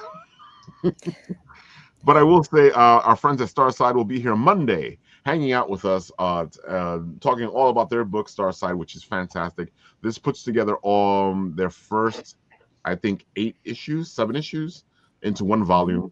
And if you guys like a lot of books in one place, this is where you got to be. The art is fantastic. This book is a beautiful sci-fi. You know, you're going to love this. We're going to talk to them on Monday here on the show. Awesome. Look at this. Good. Really good. So go support them. And where the hell did that thing go? There's a mermaid in there. You know, that's how you know, can't go wrong with that, right? Exactly. So, you know, you got to have mermaids. Yeah. Did I Gotta spy love a mermaids. mothership? See, you got to go to the mothership. You got to get the mermaids. You get the ghosts. Exactly. Shameless plug. Exactly. It's all coming together, folks. It's all coming Apples together. for Ralph and Bitten Apple TV. There you go. Oh I'm my gonna God. hand you an apple, Ralph, when I see you. All right. I hope so. I'll film that thing. I will film you give me the apple. I will definitely film that thing. No, but I know there's one more thing I'm supposed to show, but I don't know where it went. So, you know, I am just gonna go and figure out that it's time to end the show, because things are getting a little weird over here. Like I said, the camera hasn't been up for me. I don't know what's going on with that. I wonder why. I don't know. Pay no attention folks, to the man in Spooktacular. black. Wait, can nobody see Blake? I can see you. You can see me? I can see you perfectly. No, I can't see me. Cena. Yes, What? I know. You can't see me. Blake, there is no Blake. attention to the He's man been behind gone for 10 years. Exactly. It's a ghost story, folks. Yes. Now you're gonna all be wondering and going, "What the hell just happened on that show?" Yeah. You know, Pay no attention to the man behind the dark screen. Exactly. On this show, when I press the button where it stops,